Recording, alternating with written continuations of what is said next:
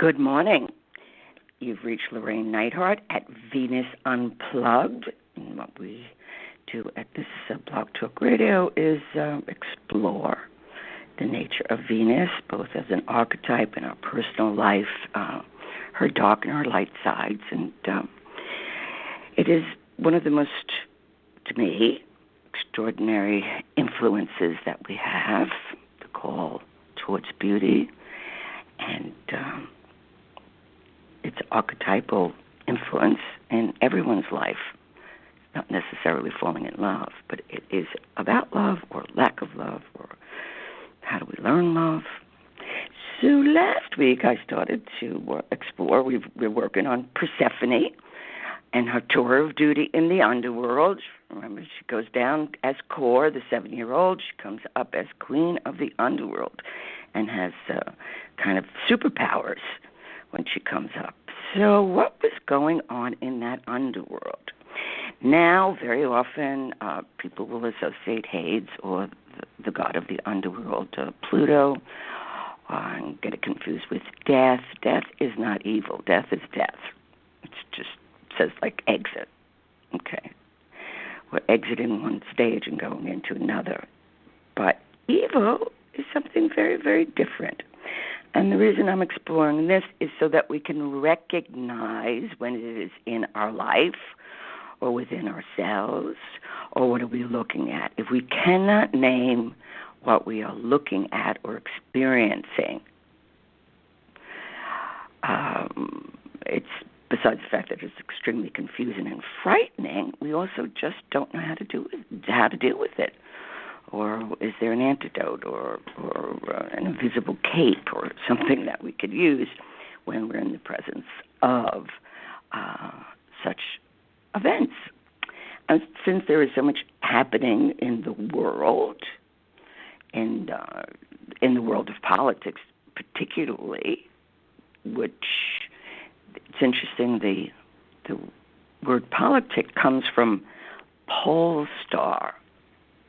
So the true politician was the person born or chosen through the tribe that understood where the North Star was. That is the star of fate. That is the star that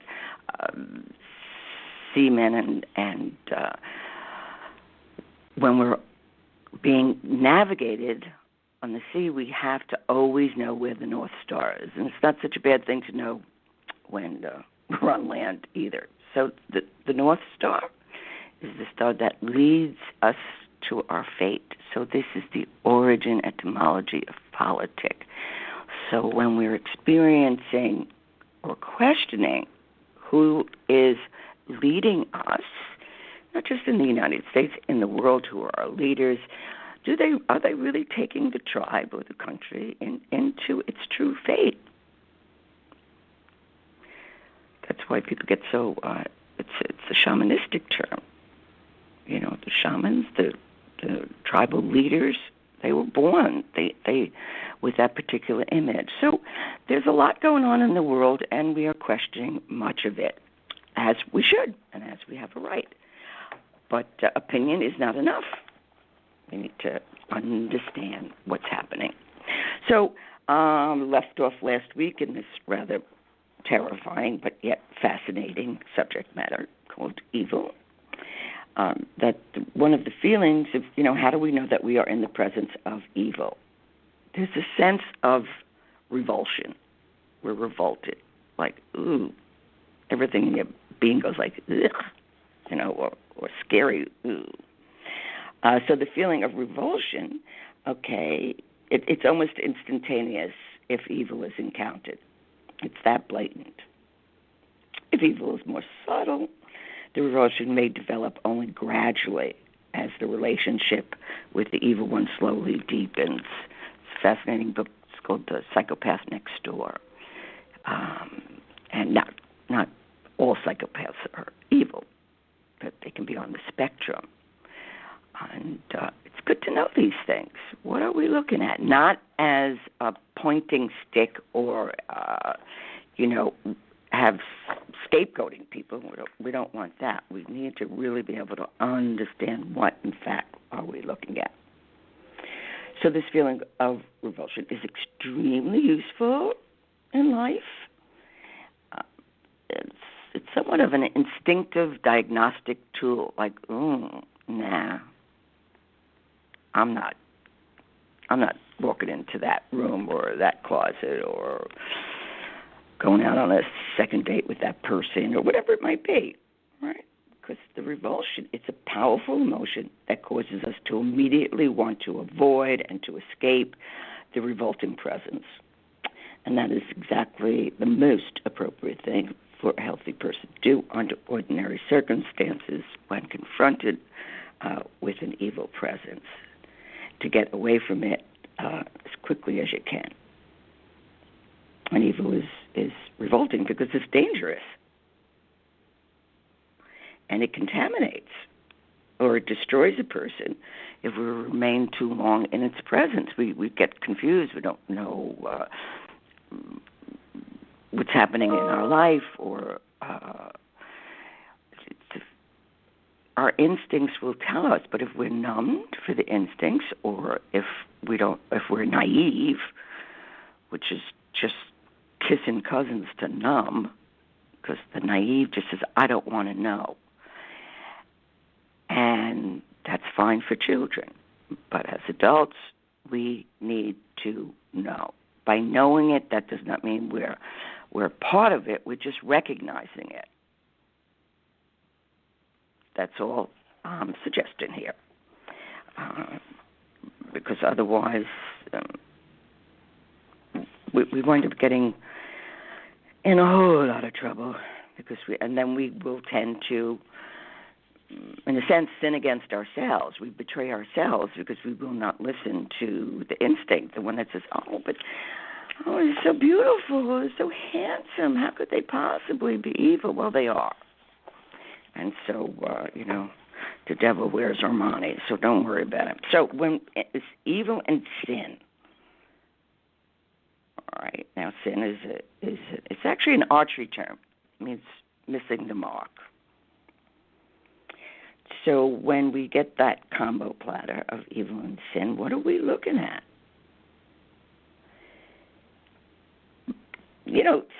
Like ordinary sin, like I guess what were they called? Venial sins, I think they were called. I'm trying to remember that part. There's just white lies and all that type of stuff. That's just being able to be accountable. But when there's really something off, see, it's not their sins. That doesn't particularly characterize evil people. It's rather the subtlety and the persistence and the consistency of their sins. They keep on doing the same thing. It's like, well, they didn't know. Well, some part of them knows because they're incredible shots. How can they hurt people again and again? And on some level, not know. They don't want to know, but certainly you can know because you're at the effect of that issue or that abuse or that crazy logic that says, well, if you were perfect, I wouldn't have to abuse you because you wouldn't annoy me, or whatever the thinking is. In most abusive situations, it's the way a person thinks. It's not necessarily emotionally disturbed. They think they have the right to hurt you.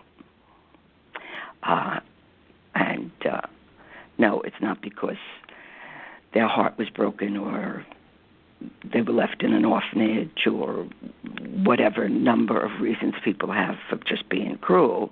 It's like, no, it's the way they think. They think they're entitled to make you suffer. And whatever that punishment is, you just need to be quiet and take it.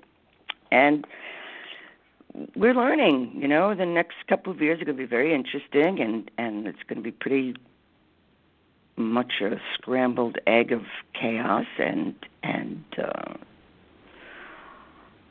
very often unwanted experiences, but necessary experiences, probably to about, let me see, this is January 16th, I would say to the end of April.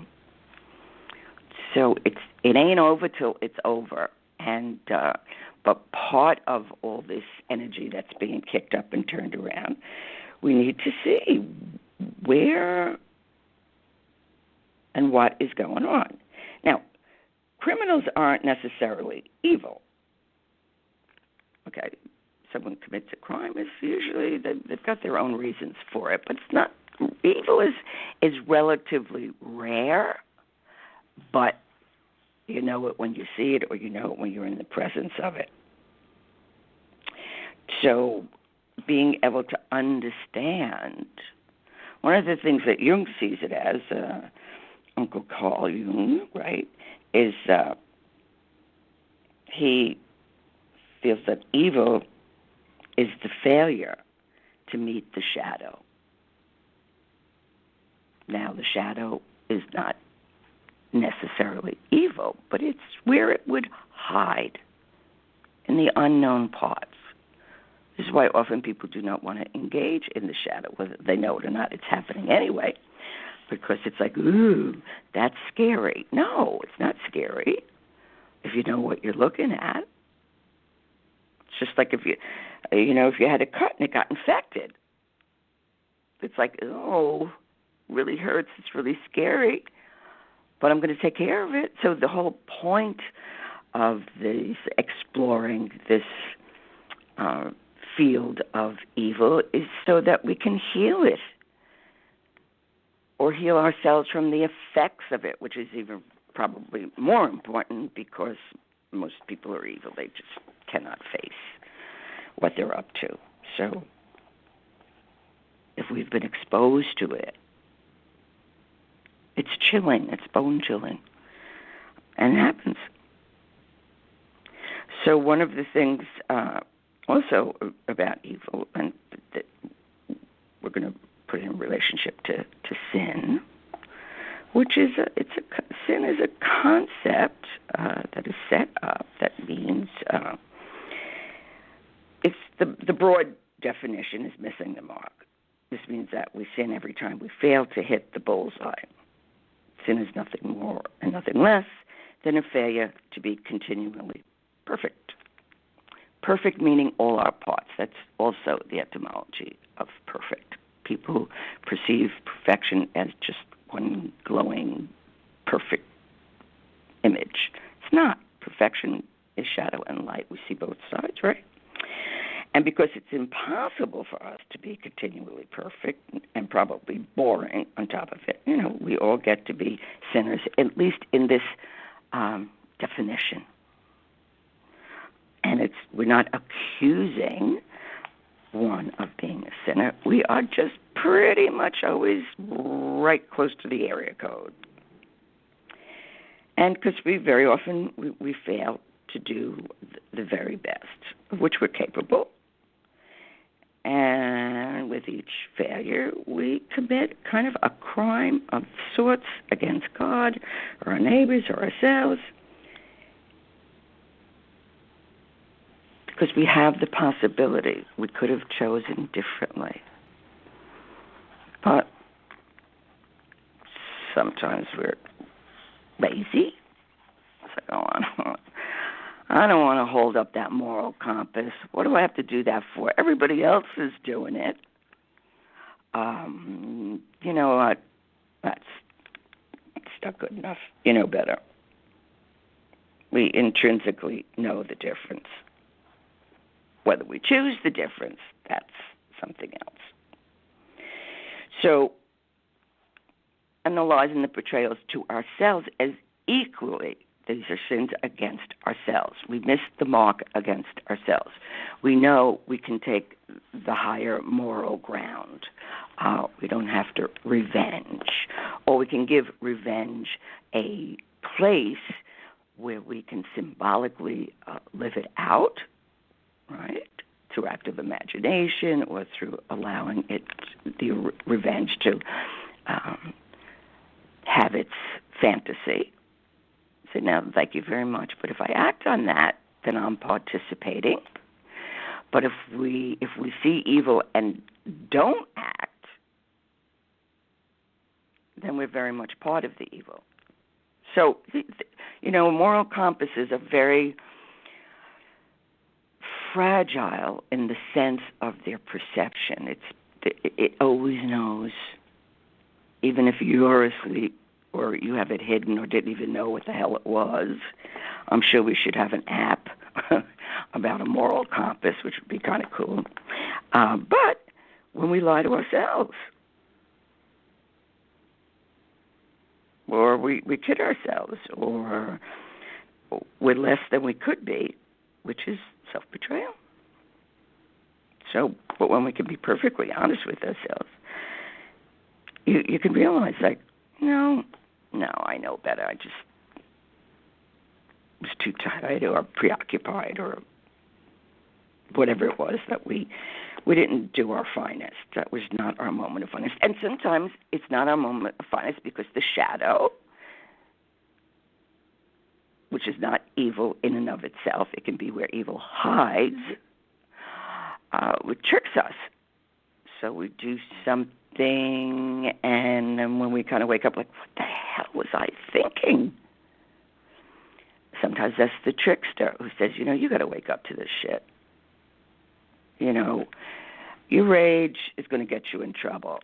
Now, there's personal rage, and then there's archetypal rage. And when people blow with that archetypal rage, they're possessed, and usually pretty brutal and pretty punishing. Personal rage, we can get really serious about something. We can have our little performance piece, but we can then drop it. But when we can't drop it, it's archetypal. So these forces are so much greater. And then people think that they identify with the archetype or a divinity and think they're all powerful. And then that's inflation. And that never fares well. Inflation and hubris. When you come crashing down to the earth, very often feel sorry for the person because it's like, whoa, man, there but for the grace of God go I, right? So when there's a consistency with somebody in your life or something that you're watching or behavior, okay, the person who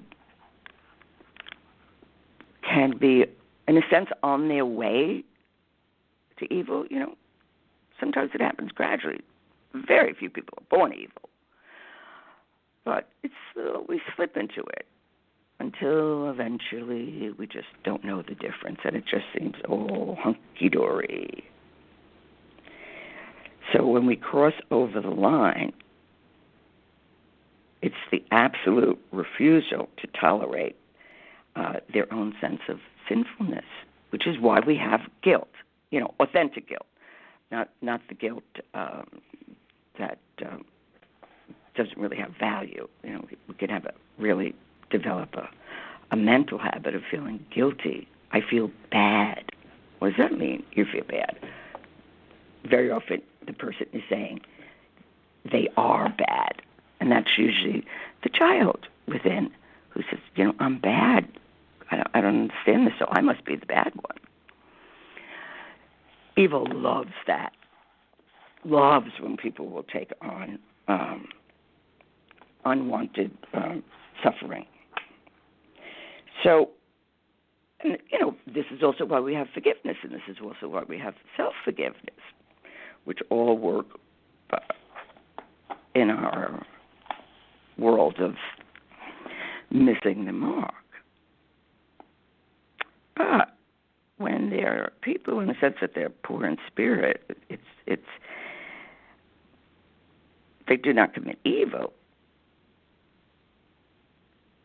Evil is committed by people who feel uncertain about their righteousness and who question their own motives and who worry about betraying themselves. So when we do have that doubt, or we do have that guilt, or we do have that questioning, okay, you're fine. You're not being the conduit. But the evil in this world is committed by kind of the spiritual fat cats, the Pharisees, the of our day, the self-righteous, who think that they are without sin because they are unwilling to suffer the discomfort of significant self-examination. That's one of the most important things to recognize. The scapegoating factor.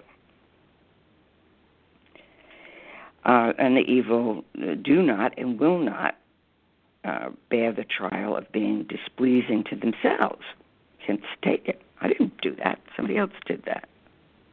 Or, well, if my mother wasn't a drunk, I wouldn't be this way. No, it's not because your mother had a wound or an addiction. Because of the refusal for self-examination. Or at least ask the question, how was I part of this? What was this about? So,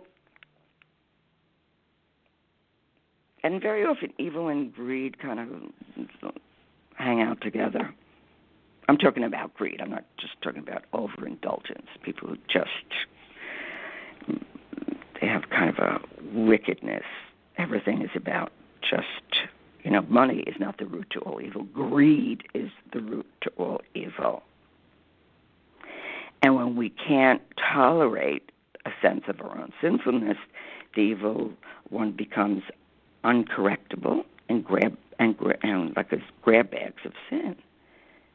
For instance, if there's remarkably greedy people, they also tend to be cheap.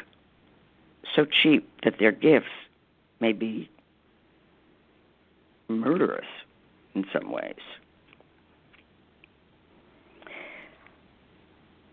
In some ways, most sin is laziness. We know better, which is just feel like getting it up together to do the right thing. But there's also, that can be pride. Because, sins, it's missing the mark. It doesn't mean you crucify yourself.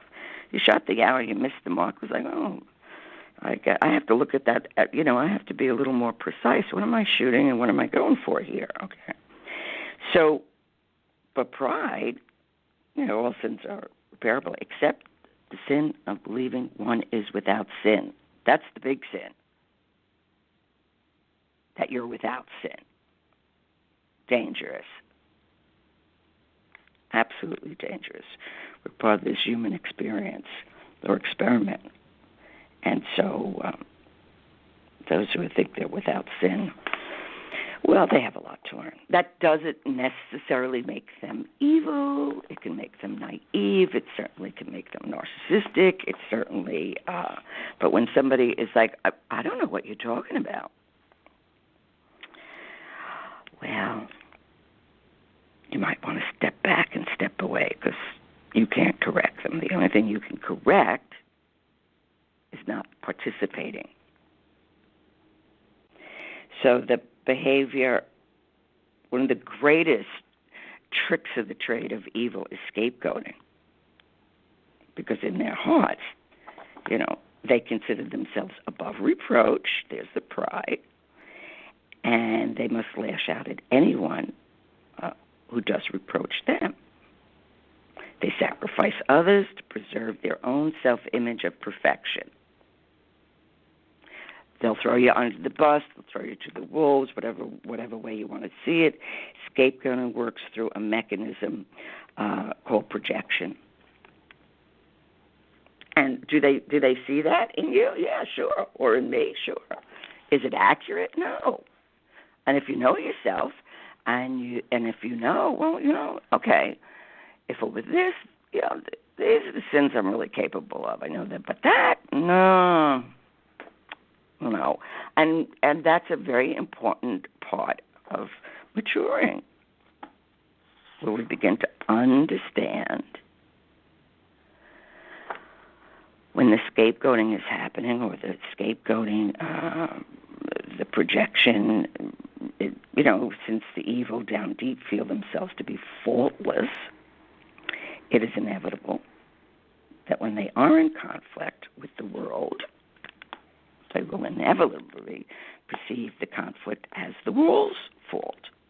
The world did this to me. If life were better, because they have to deny that badness within themselves. They perceive others as bad. And this we can see on the world, in the world, on the world, through the world. There's all different levels of this. But evil projects their own evil onto the world. They never think of themselves as evil, and on the other hand, they consequently see much evil in others. So, of course, we always ask the question, what am I really looking at here? Is this could this be a projection? These are all ways that we use our moral compass. Before you point a finger, what's going on in you? Because people can say some outrageous things and do outrageous things, absolutely righteous, and be completely off the mark. But they're busy blaming people, and if other people don't know what's happening, they can't see it coming. And when it does come, they don't know how to defend themselves. Which is another thing. If we see evil, another person being the vehicle of someone else's evil, it is our moral sense to at least, we not necessarily want to go against the evil, or people don't want to get involved, and I certainly can understand that, but we can do something to protect or warn a person, or just name it and just, wait, that's not cool. That's definitely, you're making a person carry your suffering, what you don't want to see. Okay, so evil is often committed in order to scapegoat, and they're chronic scapegoaters. In the book *The Road Less Traveled* by Scott Peck, P-E-C-K, he finds that evil, it's like in the exercise of political power, the imposition of one's will upon others by overt or covert coercion in order to avoid their own spiritual growth. In other words, the evil attacks others instead of facing their own failures. Spiritual growth requires the acknowledgement of one's need to grow. If we cannot make that acknowledgement, we have no option except to attempt to eradicate the evidence of our imperfection. So when I say spirituality here, it's not necessarily a belief system, it's a moral system. So much is covered up in our spiritual rancor, our spiritual laws. It is the person who is willing to ask of themselves, wait a second, where do I need to grow spiritually? And strangely, evil people are often destructive because they're attempting to destroy evil. That's called burning your own house down. What is that going to do? So they misplace the locus or the beginning of the evil. Instead of destroying others, they should be destroying the sickness within themselves. And that's part of what this is about. It's like, how can it be healed if we are in the presence of evil? How do we heal that? Can it be healed? Or is it best just to disengage? And so many crimes to oneself. We sin against ourselves with the concept of perfection, which is rampant. People starve themselves to death to be thin, or endangering their bodies in some way for some ideal form that they might get love. Love is love. Loving actions usually get you love, and if it doesn't get you love, then you give it, and you'll receive it in another way. So part of the issue is that we need to recognize what we're looking at. And this comes in so many different ways, and we're going to be seeing a lot of it. It's going to be blatant, which is why I want to bring this rather uncomfortable issue into our lives, because we need to be able to understand what this is about. So our appearance, that's another thing very often. Well, narcissism, narcissism does not make you evil. Narcissism is also a wound, but very often there are such strong, impenetrable narcissistic defenses with evil people that it's impossible to get them to see. Our job, what we can do, is when we're around it, when we've been exposed, very often we will protect an abuser, when they really have done great evil to the development of someone else. You don't go around them or pity them. Just get away. So we will continue with this rather important subject matter. Until next week, bye-bye.